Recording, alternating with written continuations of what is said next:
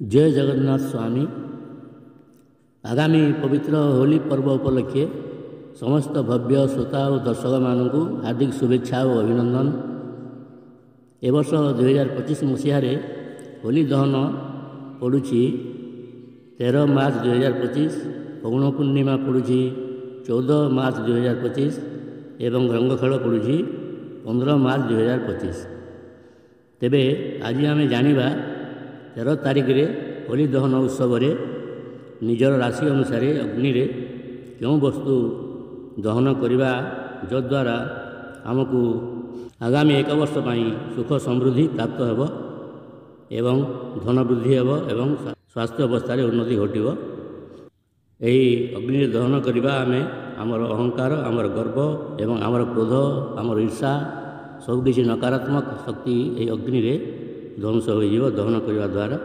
तेज आसतु आरंभ करवा। प्रथम मेष राशि जातक व्यक्ति माने होली दहन रे अग्नि रे कला सोरिष हाथ मुठारे नहीं निज मुंड चारिपाखरे एक थर बुलाई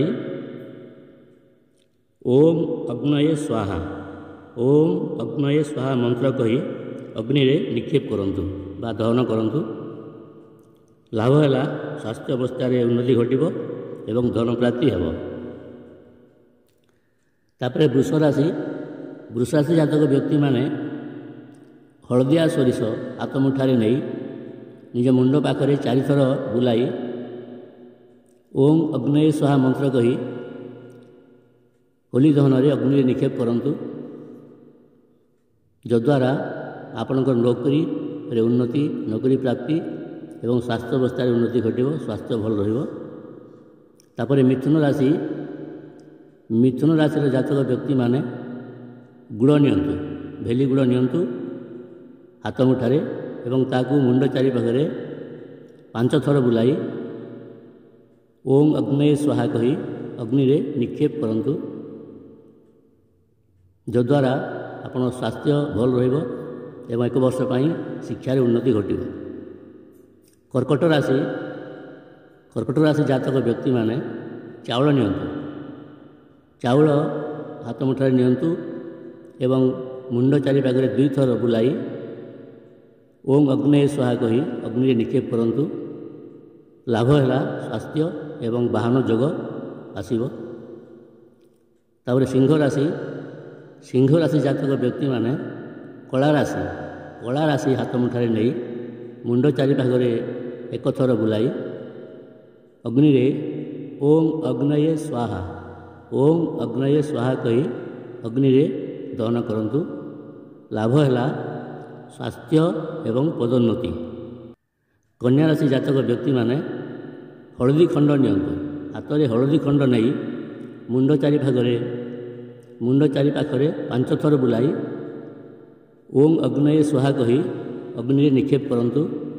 यही दिन होली दहन दिन स्वास्थ्य उन्नति घटिब एवं भाग्य वृद्धि हेब, सौभाग्य आसीब।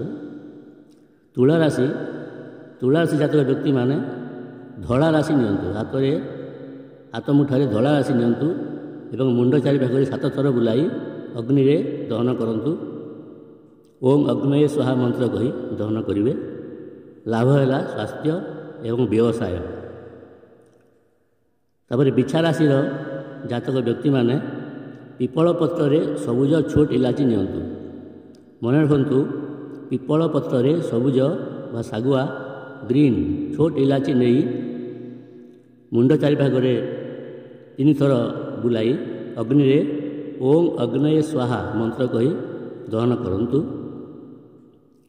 स्वास्थ्य अवस्था उन्नति घटिब एवं कौन बाधा विघ्न आसब ना। धनुराशि अशोक पत्र चाउल रखी ताकू हाथ में नहीं मुंड चारि पाखरे 9 थर बुलांतु एवं अग्नि रे ओम अग्नये स्वाहा कही दहन करंतु। लाभ है स्वास्थ्य अवस्था उन्नति घटिब 1 वर्ष एवं मित्र मानकर बंधु बांधव मानकर सहयोग वृद्धि हेब। तापर मकर राशि जातक व्यक्ति माने खजुरी पत्र लहुणी लगाई ତାକୁ ମୁଣ୍ଡ ଚାରି ଭାଗରେ ବୁଲାଇ 8 ଥର ବୁଲାଇବେ। 8 ଥର ବୁଲାଇ 8 ଥର ବୁଲାଇ ଓಂ ଅଗ୍ନେୟ ସ୍ୱାହା ମନ୍ତ୍ର କହି ଅଗ୍ନିରେ ନିକ୍ଷେପ କରନ୍ତୁ। ଲାଭ ହେଲା ସ୍ୱାସ୍ଥ୍ୟ ଏବଂ ସୁନା ପ୍ରାପ୍ତି, ଧନ ପ୍ରାପ୍ତି ହେବ। ତାପରେ କୁମ୍ଭ ରାଶି ଜାତକ ବ୍ୟକ୍ତିମାନେ ପାନପତ୍ରରେ ସୁପାରି ରଖି ମୁଣ୍ଡ ଚାରି ଭାଗରେ 8 ଥର ବୁଲାନ୍ତୁ ଏବଂ ଓଂ ଅଗ୍ନେୟ ସ୍ୱାହା ମନ୍ତ୍ର କହି ଅଗ୍ନିରେ ନିକ୍ଷେପ କରନ୍ତୁ। ଲାଭ ହେଲା ସ୍ୱାସ୍ଥ୍ୟରେ ଉନ୍ନତି ଏବଂ ବାହନ ଯୋଗ। ତାପରେ ମୀନ ରାଶି ଜାତକ ବ୍ୟକ୍ତିମାନେ ପିପଳ ପତ୍ରରେ ସୋରିଷ ତେଲ ଲଗାଇ ତାକୁ ମୁଣ୍ଡ ଚାରି ଭାଗରେ 9 ଥର ବୁଲାଇ ଅଗ୍ନିରେ ନିକ୍ଷେପ କରନ୍ତୁ। ଅଗ୍ନିରେ ନିକ୍ଷେପ କଲାବେଳେ ଓಂ ଅଗ୍ନେୟ ସ୍ୱାହା ମନ୍ତ୍ର କହି ନିକ୍ଷେପ କରିବେ। ଲାଭ ହେଲା ସ୍ୱାସ୍ଥ୍ୟ ଏବଂ ଆତ୍ମବିଶ୍ୱାସ ବୃଦ୍ଧି ହେବ। ଧନ୍ୟବାଦ ଏବଂ ନମସ୍କାର।